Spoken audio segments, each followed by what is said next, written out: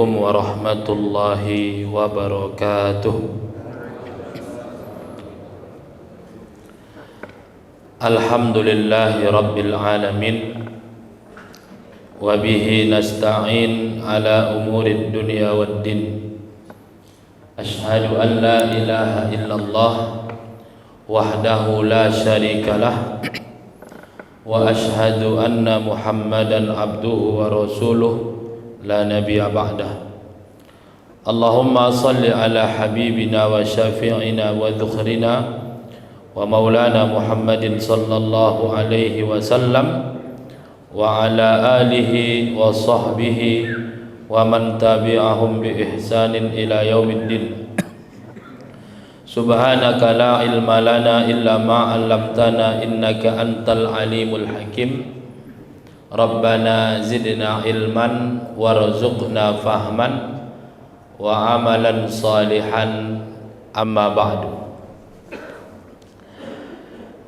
Segenap pengurus Masjid Al-Muhajirin Bumi Asri, bapak-bapak, ibu-ibu jamaah salat maghrib, mudah-mudahan amal ibadah kita diterima oleh Allah Subhanahu wa ta'ala. Kita panjatkan puja dan puji syukur kita kehadiran Allah Subhanahu wa ta'ala. Sampai malam hari ini kita masih diberikan Allah ta'ala kesempatan untuk melakukan amal ibadah. Mudah-mudahan kita dapat istiqamah sampai akhir hidup kita nanti. Amin ya rabbal alamin. Salawat dan salam kita sampaikan kepada Rasulullah sallallahu alaihi wasallam. Allahumma salli wa sallim alaih. Semoga dengan banyak bersalawat kita mendapatkan syafaat dari beliau. Amin ya rabbal alamin. Bapak dan ibu yang dimuliakan Allah Subhanahu wa ta'ala, pada kajian sebelumnya kita membahas tentang Nabi Musa alaihi salam dengan kaumnya Bani Israel. Malam hari ini kita akan mengulas sedikit tentang Nabi Daud alaihi salam. Cuma adik-adik ini lebih fokus sama gambarnya, nampak. Ini kita berbicara tentang Nabi Daud alaihi salam. Bapak dan ibu yang dimuliakan Allah Subhanahu wa ta'ala, Nabi Musa alaihi salam itu ingin membawa Bani Israel dari negeri Mesir menuju Palestina.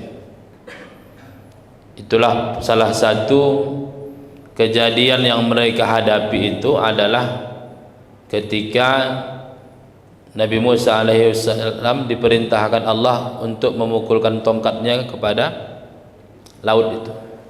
Terbelah menjadi dua, Nabi Musa dengan kaumnya selamat, Fir'aun dengan tentaranya tenggelam. Nah, setelah itu Nabi Musa alaihissalam dengan kaumnya melakukan perjalanan. Disitulah panjang prosesnya itu. Yang Nabi Musa alaihissalam pergi 40 hari mereka menyembah berhala. Maka Nabi Musa alaihissalam balik, bahkan marah dengan Nabi Harun alaihissalam. Karena orang Yahudi ini dan banyak juga manusia, dia nggak sanggup beribadah kepada sesuatu yang tak bisa dilihatnya. Makanya orang-orang dahulu kita dapatkan ada yang menyembah matahari, ada yang menyembah bulan, ada menyembah api, ada menyembah pohon yang besar. Bahkan ada lagi orang-orang musyrik di kota Mekah itu, dia membuat Tuhannya itu dari roti, jual roti, diaduknya tepung itu dibuatlah Tuhan dari roti itu. Kenapa? Mereka nggak sanggup untuk beribadah kepada sesuatu yang mereka tidak lihat gitu. Mereka banyak beranggapan bahwa yang tidak dilihat itu tidak ada gitu. Makanya dulu pernah ada sebuah diskusi antara seorang muslim, ya, beliau adalah Abu Hanifah. bersama orang ateis. Jadi orang ateis itu minta sama Abu Hanifah untuk menjelaskan tentang Tuhan itu bagaimana gitu. Kalian beriman kepada Tuhan tapi kalian tak bisa melihat Tuhan. Coba dulu jelaskan kepada kami bagaimana Tuhanmu itu. Maka Abu Hanifah sibuk menggali lubang di samping danau yang besar. Lantas orang ateis ini memaksa Abu Hanifah untuk menjelaskan. Maka Abu Hanifah minta waktu untuk menyelesaikan penggalian lubang kecil itu. Maka orang ateis ini nggak tahan lagi. Mereka bertanya, wahai Abu Hanifah, untuk apa kau gali lubang yang kecil ini? Kata Abu Hanifah, aku ingin memasukkan semua air yang ada di danau ini ke dalam lubang ini. Maka kata orang ateis itu, bodoh kau, mana mungkin gitu. Dia bodohkan Abu Hanifah dan dia mengatakan mana mungkin lubang yang kecil itu bisa menampung air yang banyak yang ada di danau. Maka Abu Hanifah mengatakan kalian lebih bodoh. Mana mungkin Allah yang maha besar ku masukkan dalam otak kalian yang kecil itu. Lalu kemudian ada seorang laki-laki yang lain nanya kepada seorang muslim, kalian bilang Tuhan itu ada dan kalian menyembahnya. Bagi kami Tuhan itu nggak ada karena kita tak bisa melihatnya. Maka kata seorang muslim itu, apakah engkau bisa melihat angin? Enggak. Tapi apakah engkau mengingkari kalau angin itu tak ada? Angin itu ada. Terdiam. Angin memang tidak bisa kita lihat, tapi semua kita yakin bahwasanya angin itu ada. Dari mana kita tahu adanya angin? Ya dari apa yang terpengaruh dengan angin. Ketika kertas ringan, datang angin, terbang kertas itu. Kita tidak melihat angin, kita cuma melihat kertas terbang. Begitulah Allah. Allah itu ada, tapi kita tidak melihatnya. Tapi kita bisa melihat penciptaan makhluk-makhluk Allah Subhanahu wa ta'ala. Maka ulama-ulama tauhid mengatakan bahwa dalil adanya Tuhan itu adalah makhluk ini. Datang orang muslim ini juga balik lagi bertanya sama orang ateis itu, kalau bahasa Medannya bapak dan ibu, kau punya otak enggak? Kata. Ada enggak otakmu? Kata. Ada. Pernah kau lihat otakmu? Enggak, berarti kau enggak punya otak. Kata. Kita tak pernah melihat otak gitu. Berarti kau tak punya, berarti kau tidak punya otak, katanya bapak dan ibu.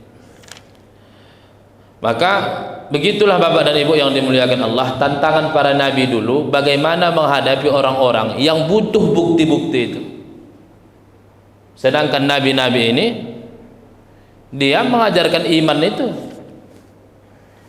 Makanya siapalah manusia di zaman Nabi Muhammad SAW yang paling kuat imannya? Tentunya jawaban kita semua adalah Abu Bakar As-Siddiq. Imannya itu bapak dan ibu, andai ditimbang iman Abu Bakar sama dikumpulkan iman semua manusia ini, kalah imanmu, saking kuatnya iman Abu Bakar. Maka ketika Nabi Muhammad SAW Isra dan Mi'raj, tiba-tiba pulang dari Isra itu diceritakan, aku Isra dari Masjidil Haram ke Masjidil Aqsa. Hampir semua mengatakan Nabi Muhammad dusta, bahkan bilang gila lagi. Tapi apa kata Abu Bakar? Andai Nabi Muhammad mengatakan lebih dari itu, aku percaya. Jadi kepercayaan itu sangat mahal bapak dan ibu. Maka wajar Abu Bakar itu adalah sahabat Nabi Muhammad SAW yang tidak dihisab. Jadi kalau ditanya siapa lah yang tidak dihisab, nah itu Abu Bakar itu. Kalau Umar bin Khattab masih dihisab lagi, tapi kalau Abu Bakar tidak dihisab. Nah, maka orang-orang Yahudi, orang-orang yang sebelumnya itu bapak dan ibu, mereka selalu menuntut adanya Tuhan yang bisa dilihat mereka. Tapi parah orang Yahudi sama Nasrani, ada lebih parah dari mereka lagi. Ada orang Majusi, ada orang al-munafiqun. Makanya neraka itu kan, kalau surga dia membentang ke samping, neraka itu ke bawah dia. Yang paling tinggi artinya yang paling atas lah. Ini pintu dari segala neraka. Itu neraka jahanam. Maka neraka jahanam ini adalah pintu masuk semua neraka. Siapa yang berada di neraka jahanam? Orang mukmin yang melakukan dosa. Letaknya di neraka jahanam. Tapi orang Yahudi, setelah dia masuk neraka jahanam, masuk ke neraka bawahnya lagi. Apa nama nerakanya? Lazo. Orang Nasrani masuk neraka jahanam, masuk lazo, masuk hutamah, berhenti di situ.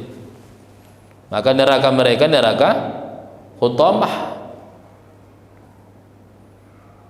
Jadi jahanam, kemudian lazo, hutamah. Baru penghuni neraka selanjutnya lagi adalah orang beragama Sabeah. Neraka mereka apa? Neraka mereka nanti adalah Saqar. Setelah mereka siapa? Mereka adalah orang Majusi. Neraka mereka apa? Sa'ir. Baru setelah itu siapa? Al-musyrikun, orang-orang yang mensyirikkan Allah selain Yahudi, Nasrani, Majusi, kemudian Sabeah. Itu di neraka yang keenam itu orang al-musyrikun, narul jahim, neraka jahim. Paling bawah, 7 paling bawah, itulah al-munafiqun, orang-orang yang tidak Islam tapi mereka menunjukkan secara zahir kalau mereka itu Islam. Maka kita sangat beruntung Bapak dan Ibu, bahwasanya kita lahir dalam keadaan Islam, kemudian hidup dalam keadaan Islam, dan nanti pun dalam keadaan Islam.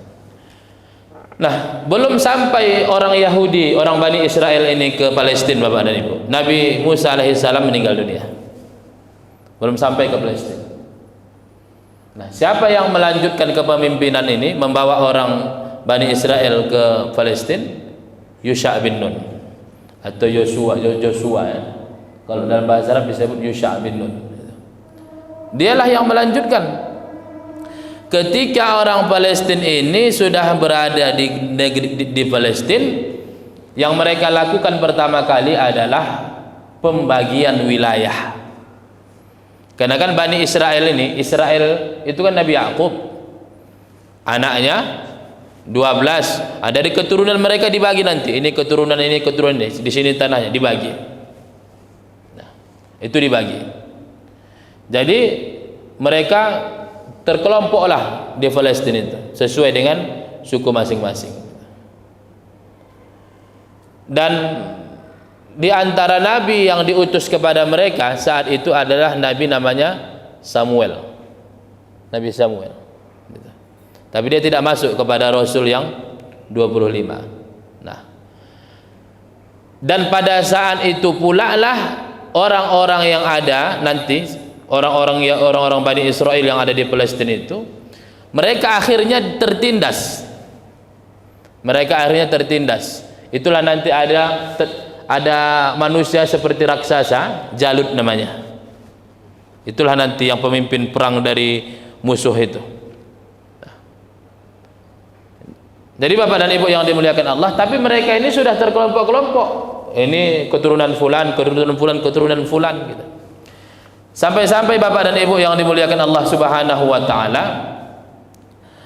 karena mereka di saat itu setelah Yusha bin Nun meninggal dunia, akhirnya mereka hidup bersama Nabi Samuel itu. Maka disitulah mereka membutuhkan ada namanya raja. Maka yang dipilih menjadi raja itulah yang bernama Talut. Maka dalam Quran itu ada cerita Talut, ada Jalut. Talut inilah nanti akhirnya yang menjadi raja dari orang Bani Israel. Sedangkan Jalut itulah musuh yang menyerang mereka, yang seperti raksasa. Maka tadi diilustrasikan diilustrasikan antara Nabi Daud alaihissalam dengan Jalut ini. Nah, kita perhatikan ayatnya Bapak dan Ibu yang dimuliakan Allah, itu dalam Quran surah Al-Baqarah ayat 26 yang artinya, apakah kamu tidak memperhatikan pemuka-pemuka Bani Israel sesudah Nabi Musa, yaitu ketika mereka berkata kepada seorang nabi mereka. Ini jadi orang-orang Bani Israel berkata kepada salah seorang nabi mereka. Ini dalam kitab tafsir disebutkan adalah Samuel, Nabi Samuel. Angkatlah untuk kami seorang raja supaya kami berperang di bawah pimpinannya di jalan Allah. Jadi karena mereka tertindas di Palestina itu oleh Jalut dan tentaranya, maka mereka minta, karena mereka sudah terpecah ini. Ustaz, orang Yahudi apa terpecah? Memang, makanya ada hadis kan, iftaraqat al-yahudi ila wahidatin wa sab'ina firqah. Orang Yahudi itu terpecah menjadi 71 golongan. Waftaraqat an-nasara ila ithnataini wa sab'ina firqah. Orang Nasrani akan terpecah menjadi 72 golongan. Maka orang Yahudi itu memang terpecah. Orang Nasrani pun terpecah. Tapi kita juga jangan berhenti di situ. Waftaraqat ummati, kata Nabi Muhammad, umatku terpecah dalam menjadi 73. Kapan kita umat Islam ini yang 73 golongan ini bisa bersatu, bisa kuat? Ketika hati kita nanti berarah dalam satu orang, ala qalbi rajulin wahid, terhadap satu hati. Itulah nanti ketika di masa Imam Mahdi. Memang harus ada nanti yang menyatukan semua, baru kuat. Maka orang Yahudi itu pun mereka sudah sadar kalau begini pecah-pecah kita gak akan kuat ini melawan musuh ini. Maka mereka mengatakan, angkatlah untuk kami seorang raja supaya kami berperang di bawah pimpinannya di jalan Allah. Jadi walaupun Nabi Samuel ini nabi, tapi dia bukan raja yang memimpin mereka, Bapak dan Ibu. Makanya Nabi Daud nantilah yang pertama. Nabi Daud adalah nabinya Bani Israel yang pertama kali menjadi seorang raja dan menjadi seorang nabi. Yang dia nabi sekaligus raja itu Nabi Daud pertama kali untuk nabi-nabi Bani Israel. Maka sebelumnya walaupun Nabi Samuel itu adalah nabi, ya dia udah nabi, tapi kalau untuk jadi raja tidak. Maka Nabi Samuel mengatakan bahwasanya yang diangkat menjadi raja adalah Talut. Nabi mereka menjawab, mungkin sekali jika kamu nanti diwajibkan berperang, kamu tidak akan berperang. Mereka menjawab, mengapa kami tidak mau berperang di jalan Allah, padahal sesungguhnya kami telah diusir dari anak-anak kami. Maka tatkala perang itu diwajibkan atas mereka, mereka pun berpaling, kecuali beberapa saja di antara mereka, dan Allah Maha mengetahui siapa yang orang-orang zalim. Nabi Samuel sudah mengatakan, kalian minta perang, minta diangkat jadi raja. Nanti kalau udah perang kalian yang lari. Ya betul, makanya nanti ketika terjadi perang dengan Jalut, banyak yang lari, yang bertahan cuma sedikit. Maka akhirnya yang diangkat menjadi raja mereka adalah Talut. Itu pun diprotes mereka, Bapak dan Ibu. Kok Talut ini pula yang menjadi raja? Udah fakir, miskin, nampak lemah orangnya. Cuma itulah datang wahyu dari Allah. Dialah yang memang diangkat jadi raja. Maka Bapak dan Ibu yang dimuliakan Allah Subhanahu wa taala, di masa kerajaan Talut ini, disitulah orang-orang Bani Israel bisa bersatu. Tapi bersatunya tak kuat. Ketika diajak perang, lari. Maka Bapak dan Ibu yang dimuliakan Allah, perang apa yang dimaksud dalam ayat tadi? Itulah perang melawan Jalut dan tentaranya. Maka Jalut ini orang badannya seperti raksasa besarnya. Maka ketika ingin terjadi perang itu, banyak yang mundur, sedikit sekali yang ikut perang ini. Sampai akhirnya begini, Talut mengatakan, ini rajanya Talut, siapa yang bisa mengalahkan Jalut ini, siapa yang bisa mengalahkan Jalut, dia akan kukasih separuh kerajaan ini, dan akan kunikahkan dia dengan anak perempuanku. Itu kata Talut, sang raja. Maka nggak ada yang berani. Kenapa? Karena Jalut ini besar, nggak ada yang berani. Tapi tiba-tiba datanglah seorang laki-laki, itulah dia Nabi Daud alaihissalam. Ya. Nabi Daud alaihissalam, dialah yang mengajukan, wahai raja, akulah yang akan maju. Tapi Talut ini remeh. Bahkan dia beranggapan ini Nabi Daud ini nggak serius ini. Karena kalau ditengok dari badan Nabi Daud alaihissalam sama badannya Talut ini jauh sekali. Maka muncullah pertanyaan dari Talut. Wahai Daud, kata Talut, sebelum kau ingin bertarung dengan Jalut yang besar itu, apalah pertarunganmu yang sudah pernah kau alami selama ini? Maka ceritalah Nabi Daud alaihissalam, laqad waqa'a dhi'bun fi ghanami faqataltuhu wa fasaltu ra'sahu an jasadihi. Kata Nabi Daud, pernah masuk serigala menyerang kambingku, maka kubunuh serigala itu dan kupisahkan antara kepala dengan jasadnya. Itu kata Nabi Daud alaihissalam. Tapi apa kata Talut? Kata Talut, laisat hadhihi alamatun quwwah, alamatan quwwah. Kata Talut, ini belum menunjukkan tandanya engkau orang kuat, karena yang dihadapi ini Jalut. Maka apalagi pengalaman sebelum ini? Kata Nabi Daud, laqad dakhala al-asadu fi ghanami, pernah juga masuk singa ke kandang kambingku. Fa akhadtu bi lihyaihi, kemudian kupeganglah ininya, rahangnya ini, kata Nabi Daud alaihissalam. Fasaqaqtuhuma, kemudian kupisahkan mulutnya itu. Kata Nabi Daud alaihissalam, fahal taro hadzal rajul ashadda minal asad, apa ada yang lebih kuat dari ini? Serigala kalah dibuat Nabi Daud. Bayangkanlah gimana kuatnya Nabi Daud. Singa pun kalah, bahkan mulut singa itu dipisahkan, dikoyak-koyak oleh Nabi Daud alaihissalam. Mendengar itu, kalau begitu, pergilah engkau berangkat untuk, kan biasa kalau perperangan jumpa pasukan-pasukan, kan ada yang duluan yang duel itu. Maka disitulah Bapak dan Ibu, berhadapan Nabi Daud yang kecil dengan Jalut yang besar. Kata Talut begini, wahai Daud, ini belum menjadi nabi. Wahai Daud, pergilah engkau menghadapnya pakai baju perang, nanti begini. Kata Nabi Daud, aku nggak perlu itu, aku akan mengalahkannya dengan caraku sendiri. Berhadapanlah, bayangkanlah Nabi Daud yang kecil, kemudian Jalutnya itu besar.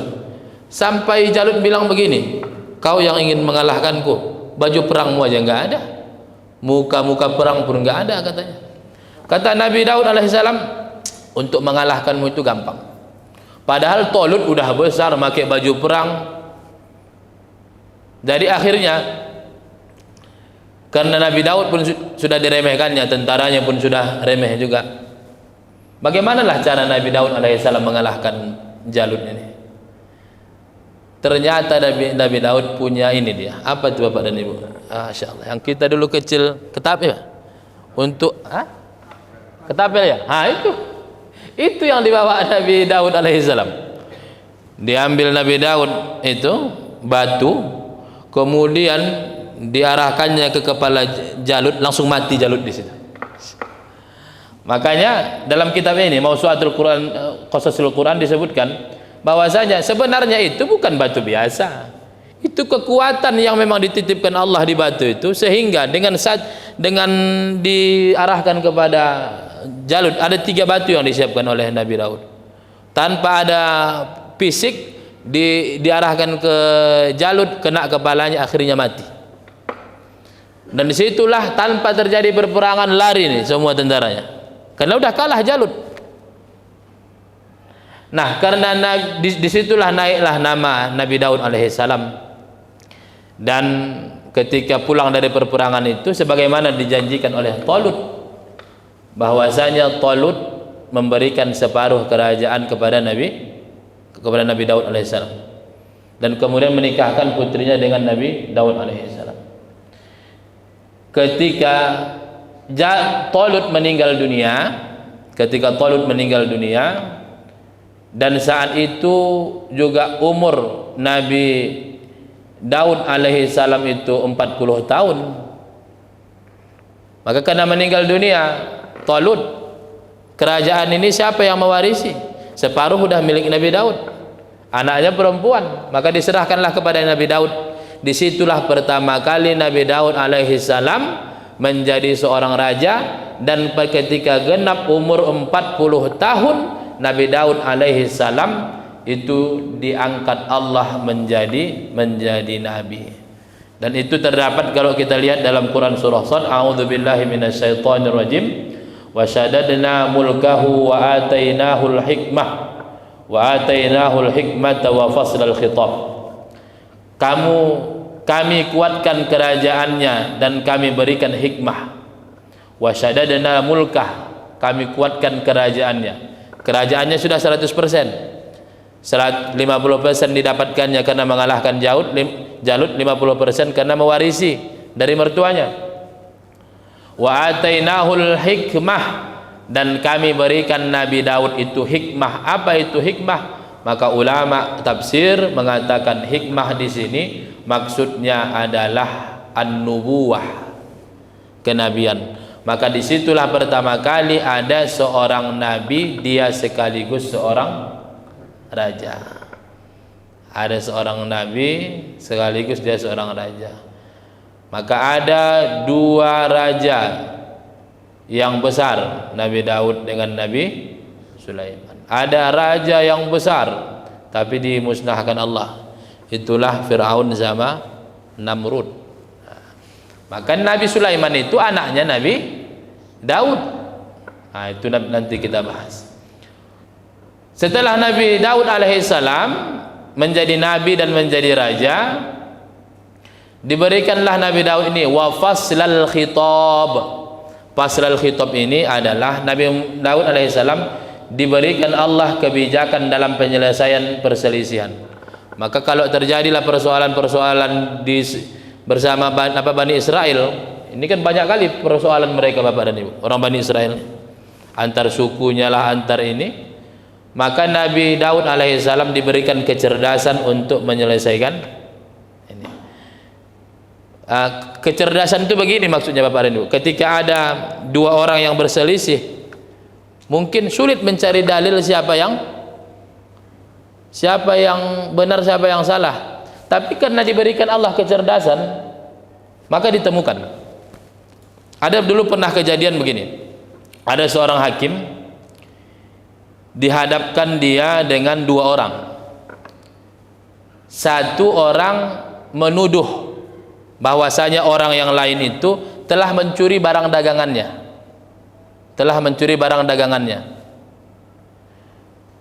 Kemudian orang yang dituduh mencuri ini nggak mau mengaku. Nah, jadi kejadiannya ternyata ada seorang pedagang itu yang dia bawa barang dari satu negeri menuju negeri yang lain. Di tengah perjalanan dia sakit, harus menetap di tempat itu. Maka dipercayalah pembantunya ini untuk membawa barang itu ke negeri tujuan.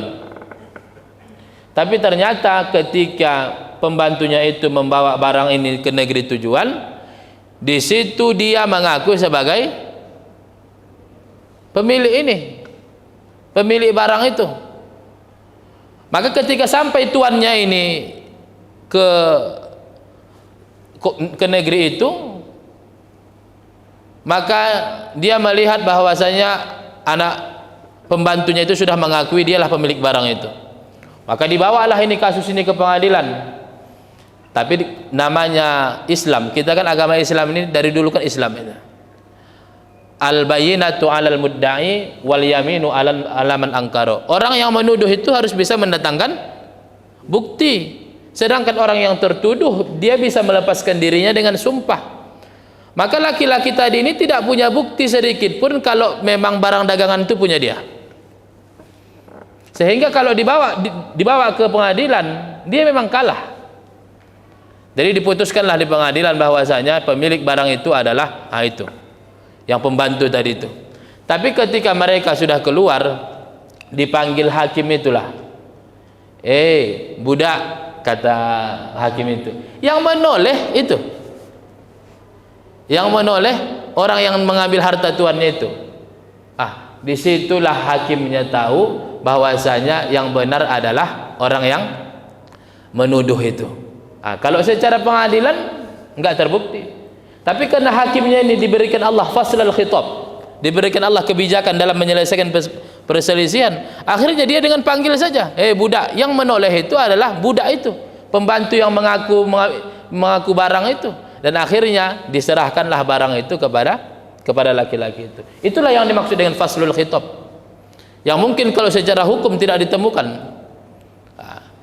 Baru kemudian setelah Nabi Daud alaihissalam itu menjadi nabi, maka itulah yang kita kenal Nabi Daud diberikan kitab yang namanya kitab Zabur.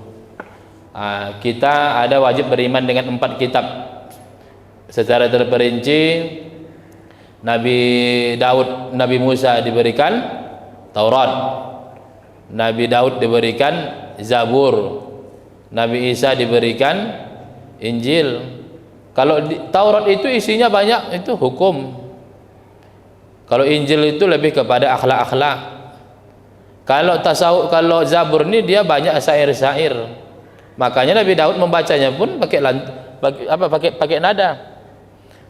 Dan semua isi yang ada di kitab-kitab dahulu itu semuanya dikumpulkan Allah ada di dalam Al-Qur'an. Nah, Bapak dan Ibu yang dimuliakan Allah Subhanahu wa taala, maka begitulah susahnya menghadapi orang-orang Bani Israel. Kita baru melihat yang sekarang, ya kan, luar biasa nih Bani Israel sekarang. Kalau yang dulu gimana Ustaz? Bacalah Quran. Wa yaqtulunan nabiyina bighairil haqq. Mereka membunuh nabi-nabi dengan tidak benar. Bayangkanlah, nabi aja dibunuh mereka, Bani Israel. Apalagi yang di zaman sekarang, yang bukan nabi habislah dibantai mereka. Nah, Bapak dan Ibu yang dimuliakan Allah, ini sedikit penjelasan tentang Nabi Daud. Jadi kalau ada cerita Talut sama Jalut di dalam Al-Qur'an, itulah nanti ada cerita Nabi Daud yang mengalahkan Talut, dan akhirnya Nabi Daud bisa menjadi raja yang bijaksana, dan beliau juga adalah seorang nabi, dan dialah orang yang pertama diberikan kenabian dan diberikan kerajaan sekaligus. Kalau selama ini raja-raja saja, kalau nabi-nabi saja. Nabi Yusuf Ustaz di Mesir, Nabi Yusuf menteri, bukan raja. Nah, Bapak dan Ibu yang dimuliakan Allah, mudah-mudahan apa yang kita sampaikan ini bermanfaat untuk kita. Seperti biasa, ada waktu 8 menit. Ada yang mau menambahkan atau bertanya, kami persilahkan.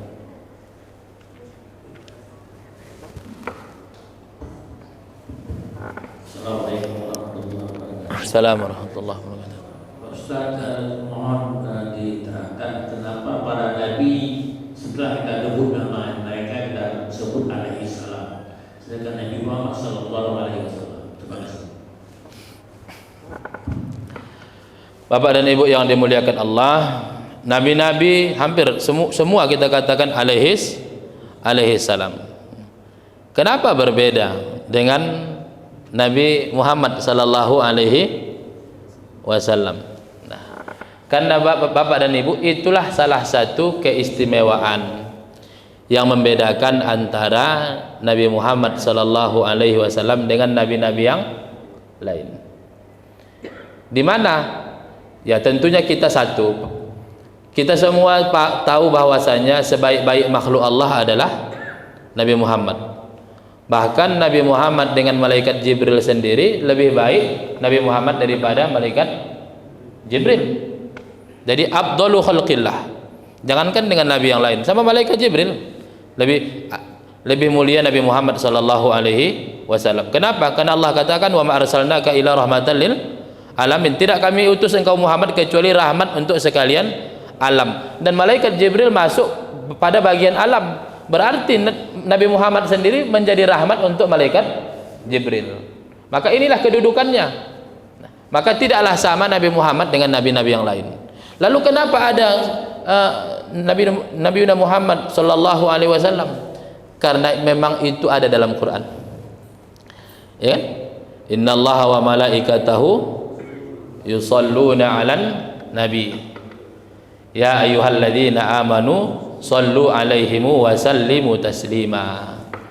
Sesungguhnya Allah dan malaikatnya, innallaha wa malaikatahu yusalluna 'alan nabi, berselawat kepada nabi. Wahai orang-orang beriman, ya ayyuhalladzina amanu sallu 'alaihi, wahai orang beriman, berselawatlah kalian kepadanya, wa sallimu taslima, dan ucapkanlah salam. Maka Bapak dan Ibu, khusus untuk Nabi Muhammad, karena ada nas ini dari Quran, nah, keistimewaannya itu diberilah dia sebutan sallallahu alaihi wasallam. Allah Ta'ala senantiasa bersolawat dan mengucapkan salam kepada Nabi Muhammad sallallahu alaihi wasallam, sedangkan nabi-nabi yang lain alaihi salam. Kenapa Ustaz dibedakan Nabi Muhammad dengan Nabi yang lain? Memang beda Bapak dan Ibu. Sampai-sampai nanti di akhirat, ketika semua umat manusia mencari pertolongan, kepada siapalah perantaranya ini? Berjumpa dengan Nabi Adam malu jumpa sama Allah. Jumpa dengan Nabi Nuh, malu jumpa sama Allah. Jumpa dengan Nabi Ibrahim, malu jumpa dengan Allah. Jumpa Nabi Musa, malu jumpa sama Allah. Jumpa Nabi Isa, malu jumpa dengan Allah. Tapi akhirnya berjumpa dengan Nabi Muhammad. Nabi Muhammad lah nanti yang akan menghadap kepada Allah untuk meminta syafaat, agar Nabi Muhammad bisa memberikan syafaat untuk seluruh makhluk Allah Subhanahu wa Ta'ala. Maka diberikanlah keistimewaan itu Nabi Muhammad SAW. Dan juga ada di dalam Quran, Nabi Muhammad diberikan keistimewaan yang lain yang tidak diberikan kepada nabi-nabi yang lain. Ini anak-anak hafiz Quran nih. Maqamam mahmuda, apa sebelumnya? Yang maqamam mahmuda. Jadi di Quran itu ada disebutkan bahwasanya Nabi Muhammad akan diberikan maqamam mahmuda.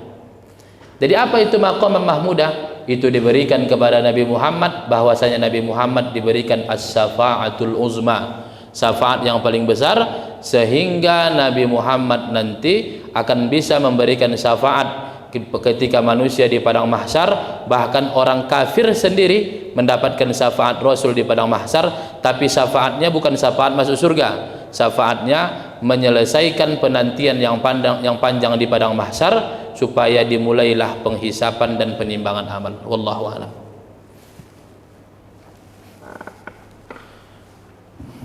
Ada yang lain Bapak dan Ibu, silahkan. Assalamualaikum warahmatullahi wabarakatuh. Mengenai Nabi Daud tadi kepada Ustaz ceritakan, Nabi Daud itu kan jelas sekali itu cara mereka beribadah itu berlagu-lagu, terkesan seperti ada penjelasan. Ya, Baca kitab itu bersair-sair berlagu. Ya. Kita dengar bahwa ada betul lah seorang terbaik daripada yang ada katanya. Pertanyaan saya Ustaz, sekarang agama yang berlagu itu ada di India. Kira-kira secara sejarah kan hubungannya Ustaz. Saya belum bahas secara betul. Gimana Pak? Itu ulang. Sekarang kan yang berdasarkan syair dan agama itu ada di India. Insyaallah. Baik Bapak dan Ibu, dulu waktu kami kuliah ada pelajaran kami namanya perbandingan agama. Ketika kami belajar perbandingan agama itu, maka agama dibagi menjadi dua. Pertama, al-adyan as-samawiyah, agama langit, itu tiga,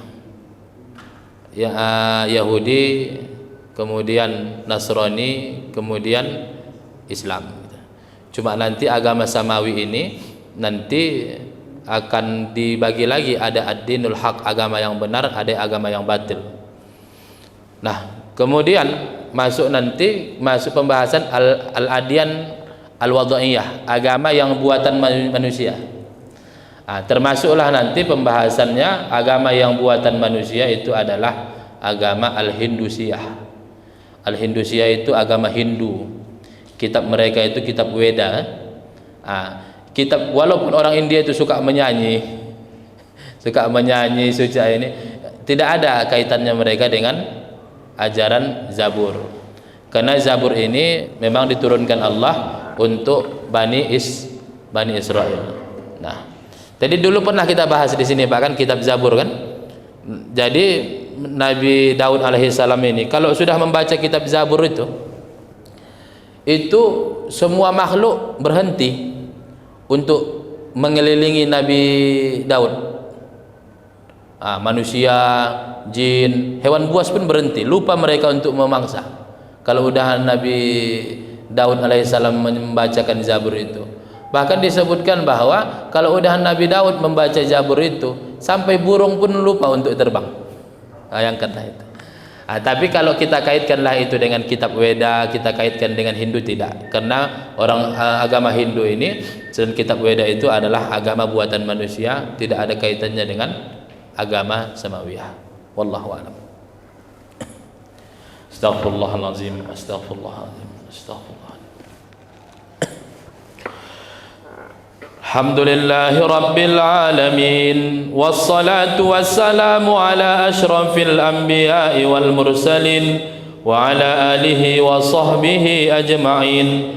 Allahumma ighfir lana dhunubana wa dhunuba walidina warhamhum kama rabbawna shighara wa li jami'il muslimina wal muslimat wal mu'minina wal mu'minat الأحياء منهم والأموات إنك سميع قريب مجيب الدعوة ويا قاضي الحاجات اللهم نور قلوبنا بنور هدايتك كما نورت السماوات والأرض بنور شمسك وقمرك أبدا أبدا اللهم إنا نعوذ بك من عذاب جهنم إن عذابها كان غراما إنها ساءت مستقرا ومقاما اللهم أصلح ذات بيننا وألف بين قلوبنا واهدنا سبل السلام ربنا آتنا في الدنيا حسنة وفي الآخرة حسنة وقنا عذاب النار